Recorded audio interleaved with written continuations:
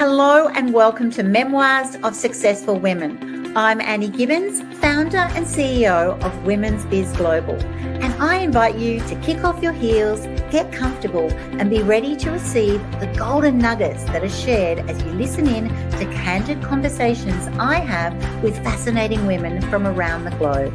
Business leaders, entrepreneurs, humanitarians, athletes, and a whole lot of regular people. They will keep you riveted as they let their guard down and open up on aspects of their business and life journey, how they measure success, and what they have learned along the way. My intent is that our conversations will inspire you to embrace opportunities and possibilities beyond the limits of your imagination, because I know that this is where we reclaim our power. I want you to reclaim your power, your strength, and vulnerability to stand in your truth and propel yourself towards the life that you dream to live.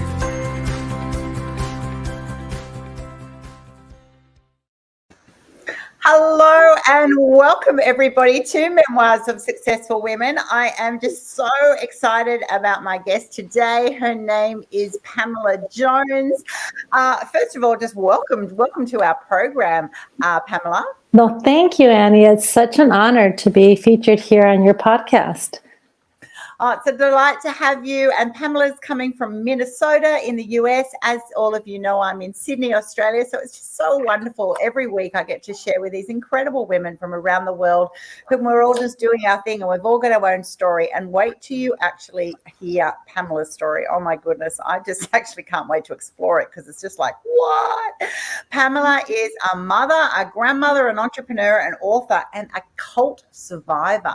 She finds values in her newfound freedom, success, and in actually sharing her story to encourage others to really step into their best self. She discovered her identity when she courageously took her and her 9 children and $5 bill and escaped a misogynistic Mexican cult in the early 2000s. And so now she's got immense gratitude for her past challenges that have really catapulted her into living the rewarding life that she has today. But oh my gosh, what a journey it has been, and what a bold woman she was to actually be in that position that went, oh my gosh, I actually have to get out of here. So wow. I don't even know where to start, but I will just dive in there and go, Pamela, how did this situation happen? How did you, what led to, first of all, you actually getting into this cult?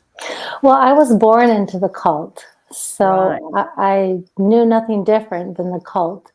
So I lived in California for a few years, and then my parents decided to leave to Mexico and work there with the church, which was really a cult, but they always call them godly. And I was taken there when I was 10. Right. And then I lived there until my escape. So willingly, I never joined the cult. But yes, as most would think a cult would be, that's exactly how it was. It was very misogynistic and a very dark and a very troublesome cult. And so I escaped there 23 years ago, and I was the first person to ever escape. And once I escaped, several of the women were able to leave. So it was a wonderful blessing in the long haul. Very scary, though. Terrifying, absolutely terrifying. So you were actually born into this cult. You don't know that. You're living your childhood and go, this is just life. Isn't this how everybody lives? So as a child, you think everything is normal, right? You then, move at the age of 10. You then suddenly in Mexico. And as you're getting older, you're going, this isn't right. When you say I never joined it, wasn't it assumed that you were part of it because you were a child in that environment? Well, I was born to, it sounds terrible to say it this way, but I was born to be bred and to provide offspring for the leaders of this cult, which would be my husband. So being born a woman, I had already a predestined, what I was supposed to do. So just that in itself, just being a woman and realizing that was my responsibilities, was to have the children for the cult or for my husband, then I never thought anything outside of that. And then my father was an alcoholic and very abusive, so he was so hard on his daughters, and we were to be able to get married and move on, we had to be fertile, we had to be decent, we had to be honorable. So I was married off at 15, which I got to choose my husband, but that was a blessing, so I could get away from the abuse of my father. So at the time, I thought getting married would be the best thing. So I was excited about it, and I prepared for it as soon as I became a woman. So at 13, I became a young lady, and then I decided I better start getting ready. So I had to learn how to cook, how to sew, and how to clean, which I had been raised to do those things. So I was ready. And in fact, when my husband proposed to me, that was part of the proposing line was, hey, you know how to cook, you know how to clean, and you can have children. What else do you need to know? Let's get married. So I did.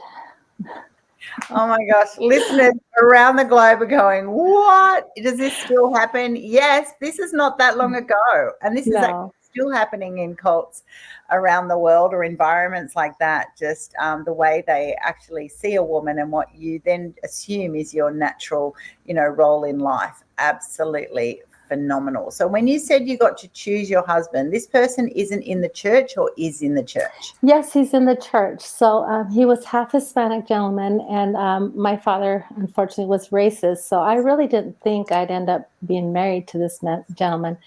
But it was either him or some older married man or something to that kind of story. And I was certain I was never going to marry an old man, much less someone that might have been married. So he was a good option, I thought. He was a little bit wild, I thought. So I thought, well, I'll get the bad boy. He had the long hair, and I believed he might have even smoked weed, but he'll deny that. But at the time, I thought, great, I'll get a taste of life, and I'll marry this hot little Hispanic boy, and I won't have to be under this rigid religion. But I was duped, and once I married him, it was a very hard life. He was very racist, and his father had started their own little church, and they were very misogynistic. So I struggled as a woman. I'm a very curvy woman, and when I was married, I was supposed to find a way, you're going to laugh, but I was supposed to find a way to get a bed sheet and create a dress of some sort that would cover the fact that I was big-chested and had a tiny waist.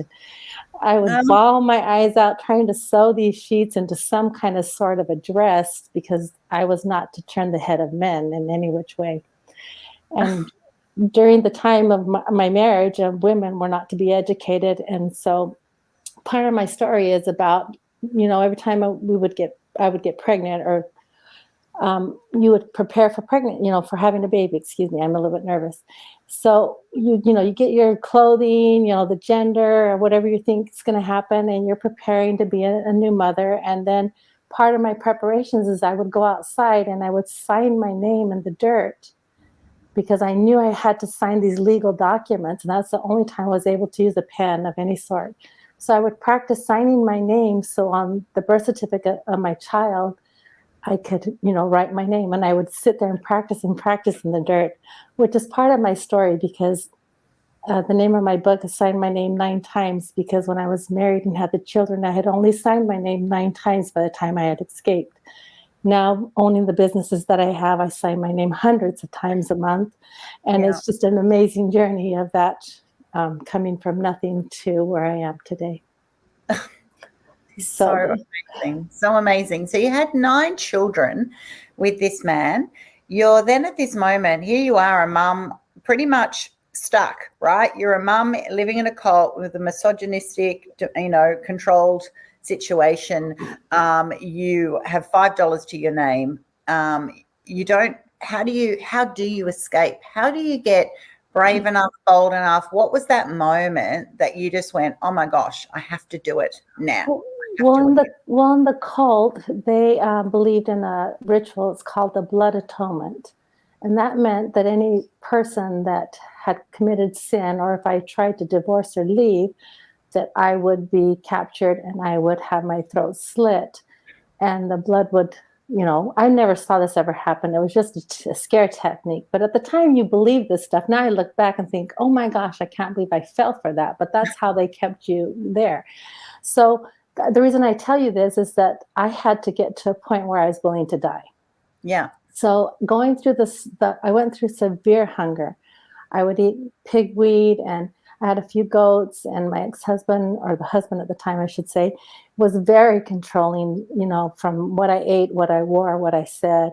I'm very soft-spoken, so I was kind of insecure with that anyway. So I got to a point that I was not to be heard. I was just to be, do my duty, not even seen for that matter.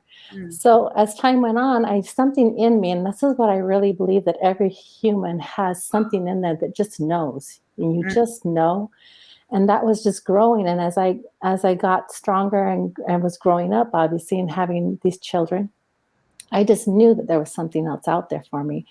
So with that in mind, I came to the point that when I was ready, I thought I would rather die than live this way. So on the day that I left, I had a conversation with God after I loaded all the kids into this van. I had lied to my then husband, telling him that I was just taking a little vacation and I would come home and I'd be obedient. And he told me fine. He knew I couldn't go far. I had no money, and he was going to plaster my pictures all over the border. There, I crossed over in Juarez, Mexico, into El Paso, Texas. He was going to plaster our pictures there, and they would turn us back, and on and on. So that morning, as I'm leaving my home, I just thought, I'm ready to die if that's what it takes, but I will not raise 9 children in this life. I don't want to have my 5 daughters be raised like me, and my 4 sons to end up like him. So I had it out with God, and I was just about to take my toe over the threshold, and I looked up at him and I said, take my life. I'm ready. But if you don't take my life, I'm going to take my whole foot out that door. And I did. And I looked out there and nothing happened. I said, okay, now I'm going to put my rest of my body out there. You can take my life, take it now, but I'm going to go. And when we meet, whether I'm in heaven or hell, we will talk about this. But until then, I'm going to save my kids. So I loaded my children in the car, and nothing happened, and we traveled. I had no idea where I was going or what I was going to do. My children at the time were Hispanics or Mexican citizens. I was the only American citizen. So in my book, I tell all the detail. We got across that border. It was an amazing story, and hit the road. And I had no plans of building the American dream and becoming successful. My plan at the time was feed the kids. Exactly. Feed the kids, just survive. Don't get shot by someone. Like the absolute terror when you're under this impression that people are going to be after me, they're going to be chasing me, people are going to find me. What does that mean? I could die. This isn't a decision just for yourself. This is affecting your 9 children. It's the whole lot. The admiration I have for you at this moment, just hearing this story, and those listening would just go, wow, what a woman to believe that there is more, and to believe in your worth and your value, but also to actually be brave enough and to be bold enough that you go, I would rather die to make this, to make this future a better future for yourself. Absolutely incredible. So yes, on behalf of everyone listening, wow. Congratulations for that. So you've then gone and escaped. You didn't suddenly get struck down and found. What do you do on the other end? You suddenly arrive in America and go, what do I do now? Well, I had found 2 credit cards in my then husband's briefcase that had my name on it. I knew nothing about a credit card, but there was my name. I thought, what are these? I kind of figured it out. So I had snuck those. And I think one had $1,200 and one had $400 on it. And that was more money than I'd ever. So I thought I'd live a lifetime on that. So once I got to America and, crossed the border, got the kids going, and purchased our food for that day. We had been kind of starved out. That was part of another one of the procedures when you were becoming rebellious, is that you would go hungry. You'd go hungry. They'd make you want in every area you could possibly think of. Yeah. Anyway, so I was excited. I got to go to the grocery store. I bought bread, bananas. What else would you buy for all the kids? Anyways, and I had gone to the American Council there in Juarez to see if I could get my papers that I had been working on secretly. And they said no, whatever the story was. So I crossed over, ended up all the way in Draper, Utah, where I had a friend that I had met years ago. And she kind of helped me figure it out. So I borrowed a trailer home, and my boys started drywalling, and then I started to clean a house, just cleaned one little house. And my baby was still nursing, so I put the kids in school for the first time in their life, and I'd run down to the mailbox because I was so excited to get mail. And it would say Pamela Jones, and I would just, tears would roll down my face, and I think someone's thinking of me.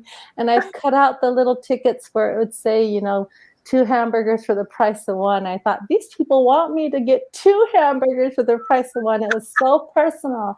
And I would go home at night feeling lonely, but in my heart, I thought, there's people out there thinking about me, and they know I'm an American citizen, and I would love a hamburger. So I loved going to my mailbox every single day to get, and it solidifies that every human wants to feel connected.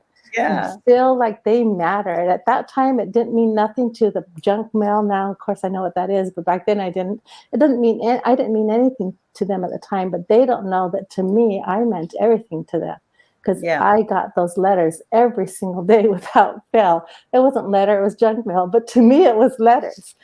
So I started feeling like, I matter. And I started on this amazing journey. And to be honest, that's when my life really took a turn. For the most challenging times, yet the most rewarding, is when I started to step into who I was and find out more about who I was. And that journey just wasn't the most amazing thing I could ever, think about. Sometimes I look at my life thinking, I used to eat pigweed, and now I can have caviar. I don't like caviar, but I can have it. You can if you want to. And that's the difference, right? So coming to America, to answer your questions, I feel like it was just a daily thing. I didn't have this plan to achieve the American dream. I didn't know what that even meant. But my plan was to survive. And then from there, if one, kind of just build it one upon another. I got a bank account that worked out great. And no one, we weren't, I had all my kids. My life wasn't taken. No one was trying to hurt me. The cult that I left, they had a lot of murder in their history. And I had gone to several funerals of a lot of unnecessary murder that came from one of the, I guess he would be called, I think they call him the Mormon Manson. And he just left a trail of murder in his followers. So I was used to being scared all the time. So coming to America, that was one of the first things that I think I learned, besides getting mail and that I mattered, was that no one was going to get me. And that was my first lesson. Yeah. No one was set out, no one was going to take my life. I was safe. And it was just the most amazing experience to come to a country that you felt like I was home. And then I put all my kids in school, and I would go and sit at their parent-teacher conference, and they'd have an F in every single subject. Even PT was our physical exercise. It was an F. And I'd go home crying my eyes out with all my children, thinking, all these kids, and they're all F students. Yeah. And it was overwhelming. But we started, just one little step. Let's get 1 D. So if you get D, just in exercise or whatever, then we'll start there. And not too long after that, they all became honor roll students. And part of the cult's educational system was to teach and have you believe that you're dumb. Yeah. So that was part of it. My children were dumb. I was dumb. No one would ever listen to us. I couldn't even order fast food because I was so afraid of how to say a sandwich or a burger. And I would say it wrong, and I couldn't. And it was just the trials and the little hurdles I had to go through to be where I'm at today has just been a fun and amazing experience, to say the least. But been in America now for 23 years, and all my children are married, and I'm really proud. I think of my accomplishments. I'm really thankful and proud of putting these 9 beautiful, outstanding citizens out into our community. And so proud. We had every reason to be doing on drugs, alcohol, or whatever else is out there, and yet through the grace of God, they turned out to be amazing children and amazing citizens. And I have 29 grandchildren and 6 step-grandchildren. And it's been a wonder. I'm super busy all the time. You can't imagine. You're just super proud because to go through that situation and just to pour the love and every single breath that you have into these children to go, you're going to have a better future, so that focus, I can imagine at the time, it's like you want to be well and healthy and thriving, but at this stage it's kind of like, how do I actually just get back into life? How do I get them into school and go from E's, or F's? Because of course if they haven't had that schooling, they're not silly. They're, so much had happened in their experience, their mindset, their belief system, to overcome that and to actually, grow into happy, healthy, balanced adults is just a real testament to the parenting that you did. And I'm assuming you were a solo parent for a yes. significant period of time there before you remarried. Yep, a solo parent till the children were all grown. It was easier that way, being that I was building my business, that I just didn't have no spare time. And I'm a hands-on. I would say I'm a very loving, and I would say I'm a hard parent. And what I mean by hard parent is I do the things that are hard on myself. So discipline was hard on me. And sure, it was hard on the child that got their time out or I must admit, whatever it was, whatever I had to do to keep them in line. If I could keep one in line, then I could keep them all in line. But I always tell my friends and audience that I was a hard parent, and it was hard on me because I didn't get to do what was comfortable. My kids never became my friends.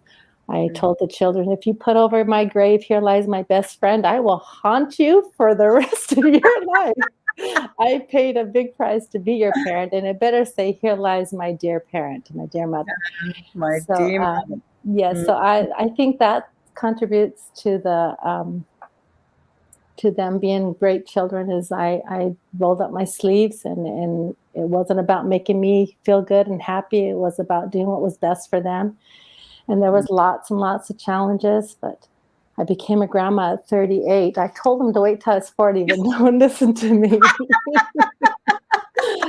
I'm too young to be a grandma. Yeah, I didn't mind being the grandma, but when I left the hospital after assisting my daughter with her baby, her and her husband were there, I had never worked so hard to have a baby and go home empty-handed in my life. I bawled my head off when I got home. I thought that was so much work, and she gets to keep the baby. So, oh, that's classic. That's classic. Now, listen, I've just got so much. Oh my goodness, we could just talk for hours. I do want to ask you, because I know the listeners are thinking, well, what business did you create? How did you go? You've got 9 children. You're raising them. You're a single mom. You've started with $5. You've moved from getting the pizza deals of 2 to 1, going, wow, that's amazing, to suddenly being actually part of the American dream. So what is your business? What did you create? What were your steps to do that? So I created a house cleaning company. So we clean residential and commercial homes. I've been in business for 22 years. I employ just shy of 40 employees. And that's not what my goal was. My goal was to feed the kids, but I had this little plan. But as it played out, I did all the work myself in the beginning, and then got my daughters one at a time to help me. So I have 5 daughters, and they started helping me. And then from there, I just never could say no. And because, running a household, and I'm a perfectionist to add to the rest of my struggles, being a perfectionist and raising 9 kids, it really teaches you how to be efficient. So raising my daughters that way, and then providing the service, exquisite cleaning, my company took off. It was never the plan. And then one day I woke up back in 2008 and realized I had a business on my hands. And so then I started learning all the hard lessons through owning a business, through trial and error, and lots of meditation, and lots of prayer, and lots of discipline. and was able to create this company where I've spent the last probably 8 years and just learning to manage and moving forward. And what I love the most about the company is that we are changing lives one home at a time. And we're giving back these busy families, giving them back their weekends to spend with their children instead of doing the mundane cleaning. Mm-hmm. And it's being a perfectionist myself, it's such a good feeling and such a great value to have a clean home. To, that giving that to my clients has been a pure joy. So it just kind of happened. It wasn't my intention until one day someone asked me, "So how did you feel when you made your first million?" And I said, "First of all, my accountant had to tell me I made a million because I was too busy." And I said, "Really?" And she said, "Well, how did you feel?" And I said, "I thought, wow, that was easy. Now what? I'm a millionaire. Now what?"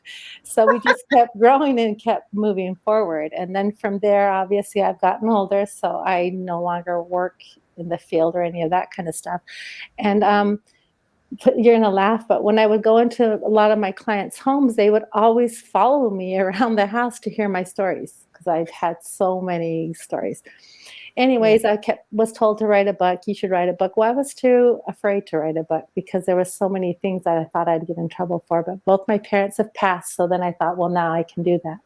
Yeah. So then I started to write my book, and then started speaking. And first it was church, and then school, and then women's meetings, and then little by little just started speaking in public about my experiences and showing my through my story the inspiration that anybody has it in them, if they have the desire, whatever it could be can be done. And through my story I was able to start move people and inspire. So then I decided, well, what the heck, I might as well see where this leads me. So then I started a second business where I mentor and I speak publicly to any group that will listen about the stories and my journey of coming from nothing and stepping into everything. And what's so funny is that it doesn't change much, except people say, "Wow, you're a millionaire." But to me, my true gift or my true achievement was the children. Yeah. Putting Yeah. them out there that are doing so well, and my beautiful grandchildren, and those feel like achievements. And of course my beautiful body and my health, I think that's an achievement as well.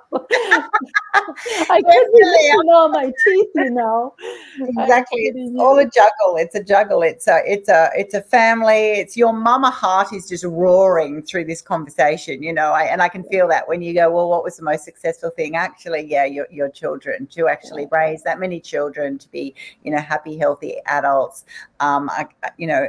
Considering their circumstance, and to have thrive so much. I'm assuming many of them, or all of them, have They're all worked in business business, owners. They're all or business business owners. owners, because they've had that role modeling, and it is absolutely fantastic, and it shows that you seriously can do anything. So your secret to success then, do you believe, what is your main ingredient? Those listening in go, okay, well, you're an incredible success story. What was it? Was it your, just deep desire to change your circumstance? Was it just your perfectionistic focus on what you're doing every day? Was it the fact that you just were in an area that you go, you know what, I love cleaning houses, and other people love me doing it, and so I'm just going to work the win-win situation? What was it for you? I think that what it was for me is when I would sit and be quiet, which you can imagine with the large family doesn't happen that often, but I made sure I had that time and I was quiet with myself. There was a knowing. There was a knowing inside of me that I knew that I was meant for so much more. And I had made a promise to myself that I would say yes to any and all opportunities. Now, I don't mean to hurtful things. I'm just saying if something showed up and it felt good or it felt right, instead of being afraid and not doing it, I was going to do it. I had already lived in fear for 34 years. And I Yeah. was told to stay small and to shut up and be quiet and your opinion don't matter. When I got my freedom, I was never going to let that go. So I would think one of my secrets is doing it afraid. And not wait to not be afraid and then do it. Just do it even though you're afraid. And I believe within me, I knew what I wanted. And that's what I wanted to explore everything that this girl was capable. Now I can't run a marathon. That's not in me. There's a lot of things that are not in me. But the things that I really believe I I was created for, I come out cut out to be, I don't want to say no to it just because I'm afraid. Which I'm Mm. afraid all the time, even when we got onto this, I can't believe this happens to me still, especially for some reason, this seems a different setup, that I still get so nervous and scared. And sometimes I tell myself, I can't believe that's me that I'm talking about. Yeah. But, and I feel vulnerable because, yeah, I have to get up here and say, you know what, I did eat pigweed. Yeah, I did pick rat poop out of my children's food. Yeah, I cried several nights because something in me said, you were created for so much more than this. And Mm. how was I going to escape or leave this? I was cunning. I lied. I remember my ex-husband say, "You're such a liar. You lied." And I said, "Well, heck, but look what my lie got me. Yeah. I'm out of here." I'm so Or, thankful I lied at that time. my pastor told me one time, he says, your story, and he didn't know most of my story. He says, your story and your life, I've never met someone that has been through so much, and yet you're so well rounded. He says, what are you on? What have you taken? What have you done? And then I'm thinking, well, I guess it's time to confess. So I'm going to be vulnerable and tell you. So he's ready. And I said, well, Pastor, I did consider taking Tylenol PM once. He laughed his bottom. He laughed like no tomorrow. And I said, that's as far as I've gone. And he's like, oh my gosh, of course, the You're just mother, adorable. You are so adorable. I love it. I love it. That's right. It's not everyone turns to drugs. They just you turn to grit. You turn to your deep, deep core of what it takes. And I love that. And you've also been incredibly, vulnerable, and having to find your own sense of power. I get despite, and that's what I want those listening in to know, to be hearing this conversation. And successful people show up every day consistently. They do it unapologetically when they're brave enough. They do it in a way that they'll power through, even though they might be terrified. right. Even in this situation for you, Pamela, that you're fearing for your life, you go, it has to be worth it. I'm all in. And I absolutely love that, because your story demonstrates that. If you're half in, if you're tentative, you'll go back to the safety zone, right? And your Right. safety zone was not safe. And that's the Right. funny thing, isn't it? You look back and you must thinking, well, although I didn't like it, it still felt safe, and the unknown is so scary. Whereas your journey has shown you, yeah, the unknown is scary, but it could also be absolutely brilliant. And to believe in that and to make that happen is just this is a masterclass on success, actually, on what it actually takes and what it looks like. Well, Which one more thing I want to add to what you're saying, because this is what I've seen, and I've seen it in so many of my clients, so many women that I've mentored and talked to. It keeps coming back, and it's been proven to be the truth. So I'll use myself. Well, I'm soft spoken, and I never liked my voice. I'm born to this family cult, whatever it is. You're not supposed to speak anyways. And when I do speak, they're always like, huh, what? Can't hear you. And so when I just get in my shell more, I'm born, to a Mexican cult, so English is my second language. And I get so insecure with my voice. I never speak up for myself. I never use my voice for anything. I can't handle even listening to it, to be honest. And then fast forward to now, and I decide my passion and what I want to do more than anything is to share my voice with the world. And I just think that is so two opposites of the spectrum, to yeah, come with this voice that's so soft and so much insecurity and oppression. And now all I want to do is to use my voice and say, hey, girl, whatever that is, you know what it is. I don't, because I don't live in you, but you got what it takes. It's all in you. You can do it. You may do it afraid. All your life it might have been, you, I don't know, you loved to bake baked goods, and now you're at a place to where you're teaching how carbs are wonderfully healthy, and you're some fitness person. You think, how could that be? That's how I feel about my story, is that, and still to this day, I struggle with my voice because English was my second language. mm, And so even though I was born American, but I speak Spanish translated to English today. So I still get tongue tied a little. And I laugh and I think, here you are, you're a completely American woman looking in every which way. You have this tongue tied because you're Spanish, and yet you want to speak to the whole world. It just nothing matches, but I love it because we all have these stories of how we've gotten where we're at. And there is no box or no recipe or nothing you can follow and say, this is what you'll get at the end, because when it's all said and done, it's what's in our heart and our desire and what drives us. And I'm super thankful for my life. Yes, it was hard. There was lots of scars internally, emotionally, that I still struggle with. But on the other hand, I feel like I've enjoyed a very happy, blissful, robust, thriving life because of those hard things that I had to do. And I did it super afraid. I mean, I should have been wearing Depends back then, because everything scared the heck out of me. First time I had to talk to the IRS, I thought I was talking to the devil himself, and it was such a wonderful experience. But to get to there, it was really hard. Yeah, exactly. And that's what people need to hear. All of these steps that look just so brave and bold, they are terrifying at times. All of us will have these moments that you go, oh my gosh, I'm almost going to have to pretend I'm someone else to just get there, because I don't feel strong enough in myself. It's not, if they knew how sweaty I was, or petrified, or what's going to be the response, the what ifs, the imposter syndrome, the will I be even able to articulate my needs? But you've powered through, and you just go, most of it is showing up. You just show up and you just have that situation, and the confidence builds. And I love what you said about your voice, actually, because it's not the power of the voice. Your voice is enabling your story and your heart and your message of empowerment to be shared with the world.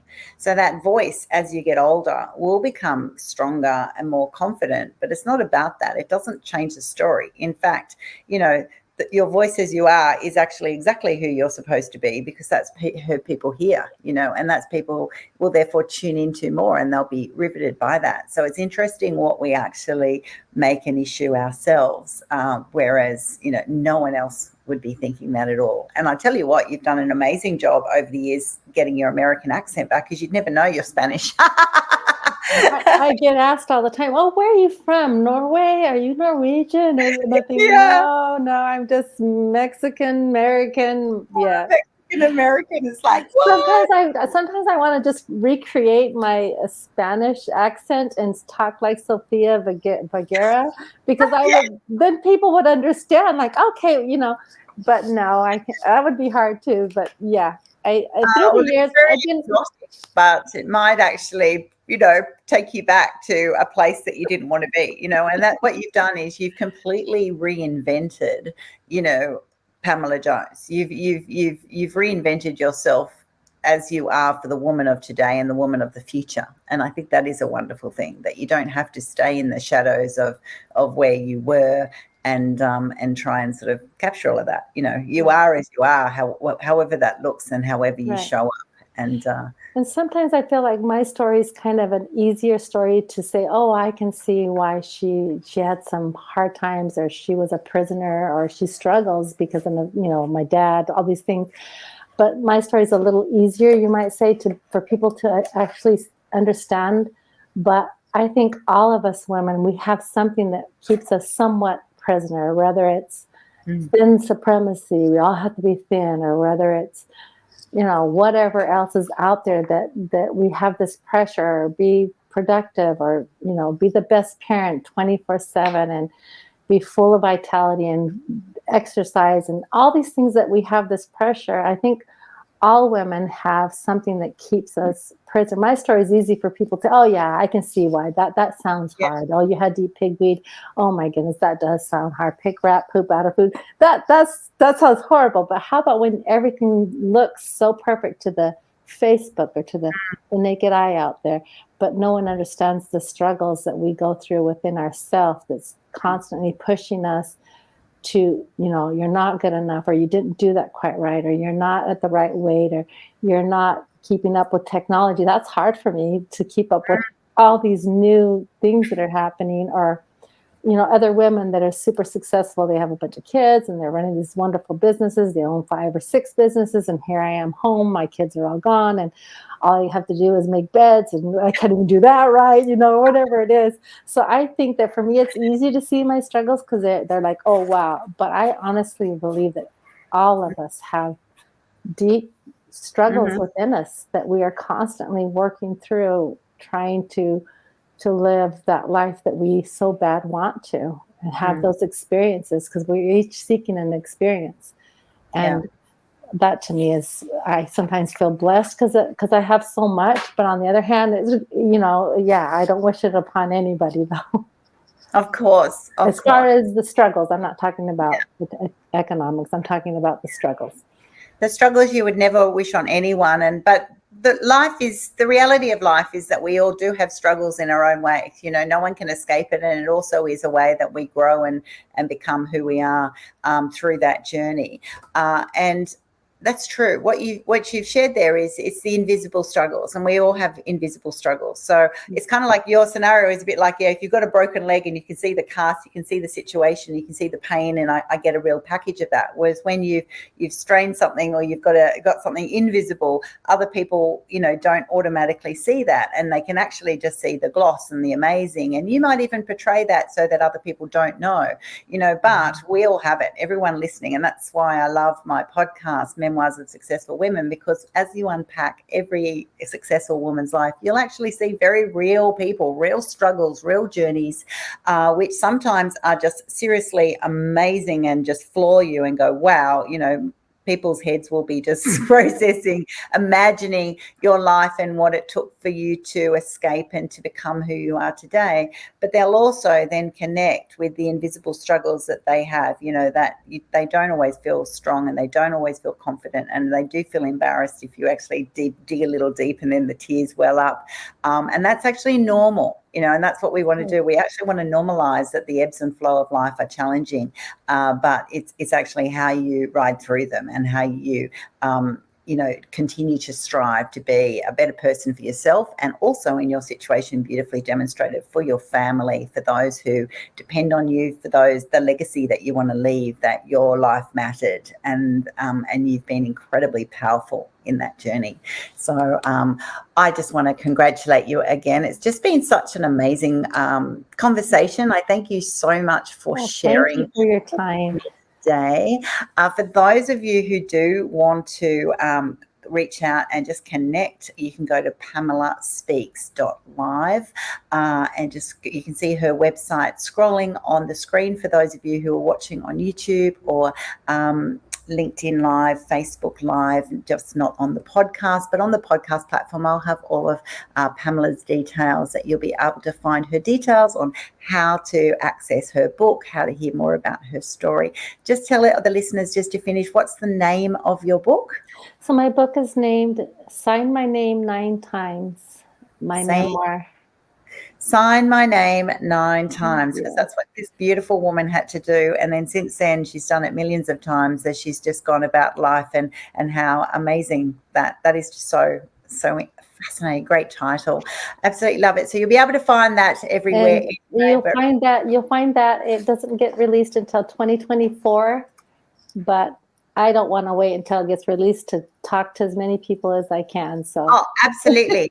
Contact Pamela now and get on the list. Get on the list, and you'll be gripping the edge of your seat. The story's full. It's an emotional, yet some humorous, and a lot of detail, but it's beautiful. And I've been feeling super vulnerable because all my secrets are out there now. That's right. You shared it to the world. I know it's super vulnerable when you do it. And then after you've done that, because I've got a memoir as well, you just go, oh, I'm done. I don't have any secrets. It's actually incredibly liberating. And then you go, well, I can just do anything now. Yeah. What other trouble can I get into? Exactly. There's always the next chapter. Absolutely. Yeah. I'd love you to finish and close by your motto. What is your motto that you say every day? My motto is, I can, I will, and what's next. Beautiful. So that's got me through. And I believe the same is achievable for every single one of your listeners and anyone who's not listening. I can, I will, and what's next? Lovely way to close. Thanks for being on the show today. Thank you so much. Hello and welcome to Memoirs of Successful Women. Thanks so much for tuning in to this episode of Memoirs of Successful Women. I'm Annie Gibbins, founder and CEO of Women's Biz Global. And if you would like to fast track your future success, hop on over to womensbizglobal.com. Find out about all things women's biz and most importantly, take the opportunity to have a free trial of Women's Biz Tribe. I look forward to seeing you online very soon. Until next episode, bye for now.